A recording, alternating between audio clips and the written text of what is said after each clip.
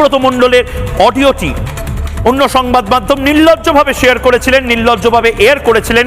আমরা রিপাবলিক বাংলা আমরা শেয়ার করিনি, জবাব চাই বাংলাতে আপনাদের শুনতে দিইনি। কিছু জিনিস দায়িত্ব নিয়ে সিদ্ধান্ত নিতে হয় যে না, এটা আমরা শোনাবো না। কোনো পুলিশ কর্মী, উর্দিধারী পুলিশ কর্মীকে কোনো এক উচ্চিংড়ে, কোনো এক ফুটো মাস্তান বীরভূমের, সে বলছে তোর মা এবং বউকে এক খাটে নিয়ে যাব, সেটা ন্যাশনাল মিডিয়াতে এয়ার করতে হচ্ছে।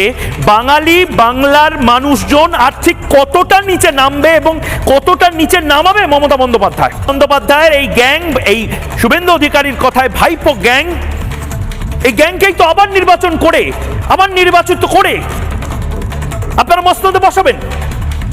অনুব্রত মণ্ডলের যে অডিওটি, সেই অডিওটি লিক হওয়ার পরে আপনারা কিছুজন বলেছিলেন যে বাবা কি বাজে হচ্ছে, রসাতলে চলে গেল। আরে তারপরেও তো অনুব্রত মণ্ডল চড়াম করে ঢাক বাজাবে, তারপরেও তো অনুব্রত মণ্ডল বিরোধীদেরকে পেটাবে, তারপরেও তো অনুব্রত মণ্ডলের নেত্রী বলবেন দেখেছো সমস্ত কিছু কুচ্ছা ছিল, সবকিছু এআই দিয়ে বানানো ছিল।